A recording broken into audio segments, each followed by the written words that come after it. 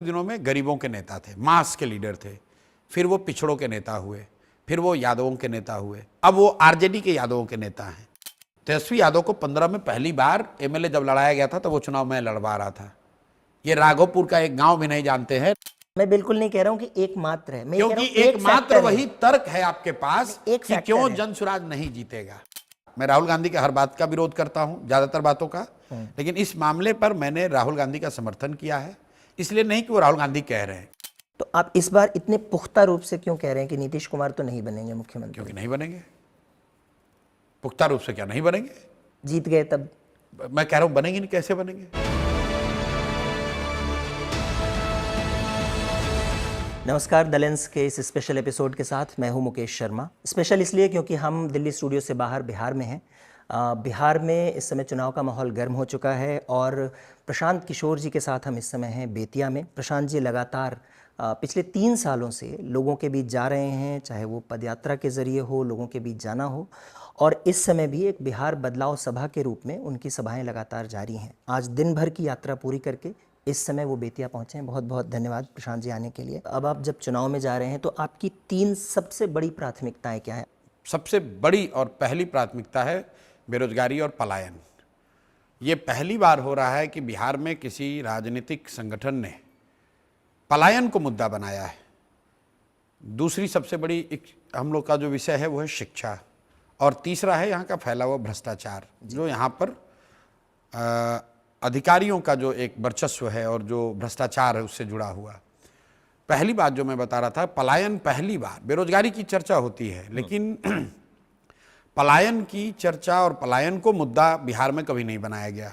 लोगों ने, समाज और सरकार दोनों ने पलायन को, बाहर जाकर कमाने को, बाहर जाकर पढ़ने को, बाहर जाकर इलाज कराने को जीवन का एक तरीके से अपना हिस्सा ही मान लिया है कि ये नियति है कि भाई अगर कमाना है तो बाहर जाना पड़ेगा। अब तक जब लोग बाहर जाने की बात करते थे तो लोग इसको गर्व का बात बताते थे।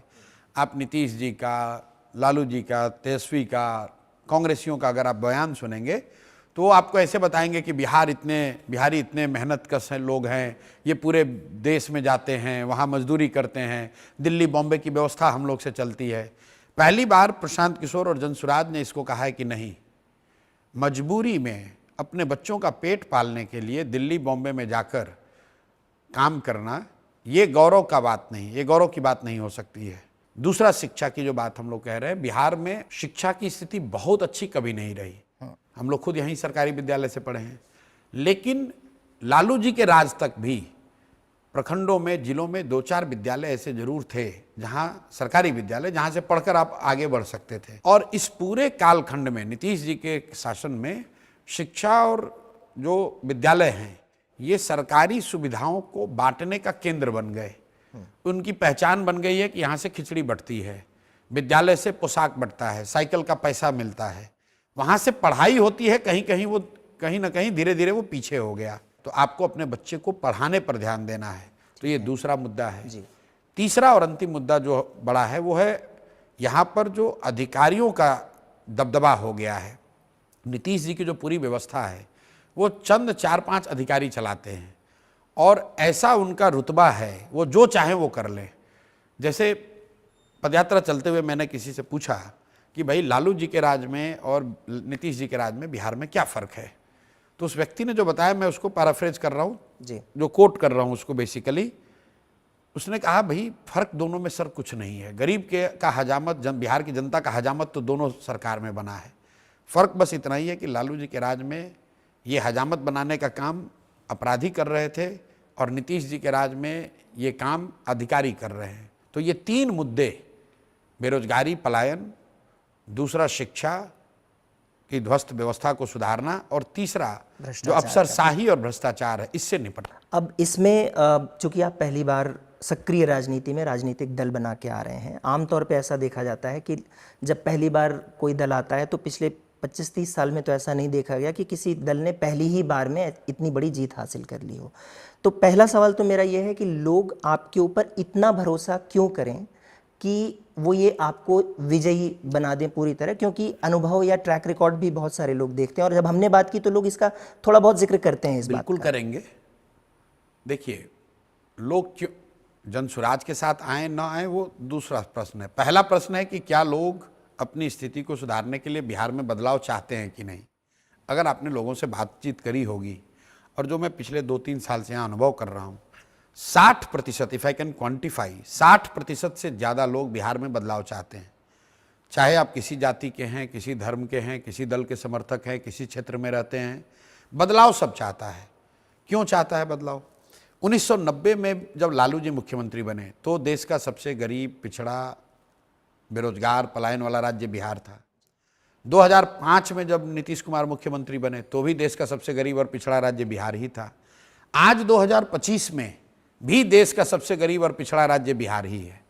तो लोग उस स्थिति से ऊब गए हैं, लोग बदलाव चाहते हैं। अब आप कहेंगे कि अगर बदलाव चाहते हैं तो लोगों को बदला क्यों नहीं? बदला है, लोगों ने यहाँ पर बदलाव करा है, आपको हमको समझ में नहीं आ रहा है। अगर कई लोगों को लगता है 15 साल लालू जी ने राज किया, अगर आप ध्यान से इलेक्टोरल डेटा को देखेंगे तो लालू जी को बिहार की जनता ने सिर्फ एक ही बार जिताया, 1995 में। नीतीश जी को बिहार की जनता ने सिर्फ एक बार जिताया, 2010 में, जब उनको 117 सीट आया था। इसके बाद कभी बिहार की जनता ने उनको जिताया नहीं है। लोग तो उनको बदलना चाहते हैं, लेकिन राजनीतिक जो अर्थमेटिक है, गुणागणित है, वो ऐसा होता है कि लालू जी कभी कांग्रेस की मदद से सरकार में आ जाते हैं या नीतीश जी किसी की मदद से बन जाते हैं। इसीलिए मैं बार बार कहता हूं कि पिछले 30-35 साल में जो बिहार में हुआ, इसके जवाबदेह जो है, इसकी जवाबदेही जो है वो लालू नीतीश जी की है। बिहार की बर्बादी के ये लोग जिम्मेवार हैं, लेकिन इसके असली गुनाहगार कांग्रेस और भाजपा ही हैं। इसलिए कि लालू जी ने 15 साल यहाँ राज किया और 3 साल अभी 18 साल। उस 18 साल में लालू जी को जनता ने 5 साल जिताया, 13 साल वो कांग्रेसियों की मदद से सरकार में रहे। कांग्रेस ने उनकी मदद क्यों की? क्योंकि कुछ चंद सांसदों का समर्थन उनको दिल्ली में मिलता रहे। बिहार की जनता का जो होता है हो। इसी तरीके से नीतीश जी ने 5 साल काम किया, जनता ने उनको एक बार जिताया, लेकिन उसके बाद 20 साल से नीतीश कुमार मुख्यमंत्री हैं। बाकी के समय कैसे रहे? बाकी के समय ये भाजपाई, इन्होंने नीतीश को यहाँ पर रखा हुआ है। अब आप जरा समझिए, जिस भाजपा के बारे में हम लोग ये कहते हैं कि ये पूरे देश में दूसरे दलों को तोड़कर, विधायकों को, सांसदों को खरीद कर सरकार बनाते हैं, बिहार एकमात्र ऐसा राज्य है जहां भाजपा के 75 विधायक हैं, नीतीश जी के 42, और ये अपना मुख्यमंत्री नहीं बनाते हैं, नीतीश जी को बनाया हुआ है। क्यों? क्योंकि इनको 12, 15, 20 सांसदों का समर्थन दिल्ली में मिलता रहे, बिहार की हालत जो हो सो हो जाए। लेकिन ये थोड़ा बहुत ही सिंपलिस्टिक व्यू नहीं है प्रशांत जी, क्योंकि अल्टीमेटली तो गठबंधन बनता है और गठबंधन में मान लीजिए भाजपा लड़ रही है तो जनता दल यू के जो सपोर्टर होंगे वो उनको वोट कर ही रहे होंगे, तो एक वोट बेस उनका होगा जो उसमें दिख नहीं रहा है, लेकिन वोट बेस तो है। मैं सिर्फ ये बात कह रहा हूं कि जनता ने क्या उनको वोट दिया है। आपने कहा ये बदलाव अभी क्यों? बदलाव जन सुराज की वजह से नहीं दिख रहा है। जनता तो पहले से तड़फड़ा रही है, वो बदलाव की कोशिश कर रही है। पिछले चुनाव में जो आप कह रहे हैं कि भाजपा के लोगों ने जदयू को वोट दिया, जदयू ने भाजपा को वोट दिया, तो भाजपा का स्ट्राइक रेट 60% है, जदयू का स्ट्राइक रेट 30% है। लोग तो नीतीश को से छुटकारा चाहते हैं। क्यों? क्योंकि कोविड के दौरान उन्होंने देखा कितनी उनको तकलीफ हुई। ऐसा नहीं है कि जनता को समझ में नहीं है। जब पशुपालन घोटाला हुआ उसके बाद लालू जी चाहे जो समीकरण बना लें, आप लोग कितना ही बैठ के MY PY कर लीजिए, लालू जी को बिहार की जनता ने फिर कभी जिताया नहीं। जनता इतनी मूर्ख नहीं है जितना लोग बता रहे हैं। उनके पास कोई इस तरह का सशक्त विकल्प नहीं रहा है जिसको राज्य में वो ऑल्टरनेट के तौर पर खड़ा कर पाए। टुकड़ों में लोगों को लोग जिताते हराते रहे हैं, बढ़ाते घटाते रहे हैं, लेकिन उनके पास कोई ऐसा विकल्प नहीं है। 1990